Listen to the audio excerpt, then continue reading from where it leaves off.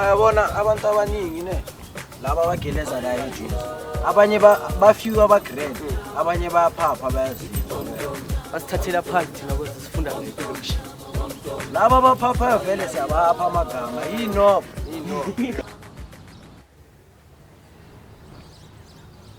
Reflecting back, when I moved from a rural school to a Model C school at a very young age, it was a big step in my life. I remember it was 1993, when it was such a great honor to be accepted at a Model C school. When I first arrived, I felt so isolated, like I didn't belong here. I had to adjust to the new surroundings, and it wasn't easy, hey? I couldn't speak English well. The only words that came out of my mouth were good morning, good afternoon, yes and no. And the rest of the time I'll be quiet in class. And the strange thing though was the black pupils would laugh when you struggle with English. We black people don't believe in ourselves sometimes. You see, blacks undermine one another, they degrade each other, you see.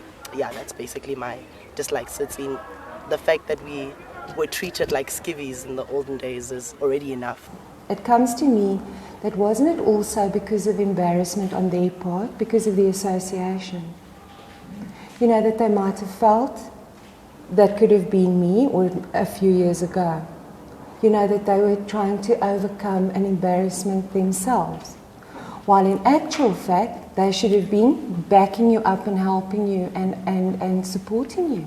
And now they have found a way to, you know, rise above the rest. I'll say rise above the rest. And now they feel they are equals to the former superior race.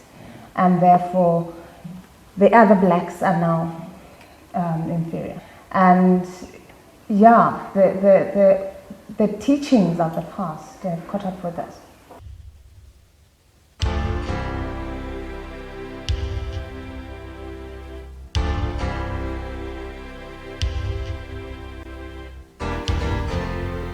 We black students were viewed as unintelligent, unable, uncivilized, troublemakers, and all sorts of negative statements.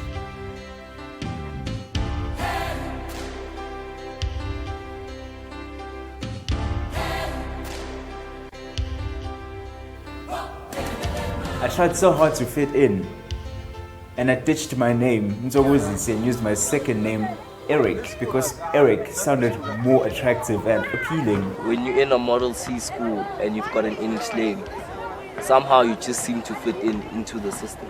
Are you proud of being Howard? It's a nice name. But are you proud of it? Because it's nice, yes. I mean, if I were to say my name is Tireleto, I mean, the guy would like, saying what? You know what I mean? So then I have to pronounce it in a nice, orderly fashion, like Tireleto, you know what I mean? Then they would understand, oh, Tireleto. But like, if I said it like Tswana straight, like Tireleto, they wouldn't like pronounce it that way. That's the excuse I gave. And the funny thing is, those that had Zulu names made their names sound white. For example, Siyabonga, he'll say Siyabonga. Tutugo, Dutuko, Nontlantla, Nontlantla. At school, they told me to take my goat skin, which I had around my wrist, because it's not suitable, it's not part of the school uniform. I remember my science teacher making comments like I was a better black and that I don't behave like the other barbarians who are disrespectful. And to me, I used to be like happy when I hear those statements. But then when I actually grew up, I realized actually those statements, they contributed to us black people hating against each other. I was a prefect in matric, and the other black pupils would criticize and didn't respect us black prefects. And as black people in general, we mistrust our abilities. We carry doubts about our own people. We don't have confidence in them performing well. I remember when a black teacher came to teach science and we didn't want to be taught by him because clearly we didn't believe in him. Let's look at the history. I mean, like, in most black schools, like, you don't get that many successful people coming out of it. Like, yeah, like that's the effect. Your mom, what does she say about the other races though? Like, respect ungachomi watwat into ezinjalo nje yabona nami ngiyazama vele ukubamba le nto le yabona. She always says she's like one of those people compare blacks with whites. So like she's always seen that uncivilized side of black people. It's basically how you're taught at home, your environment, and yeah, you know, the parents have been told you are inferior. They instill that in their children.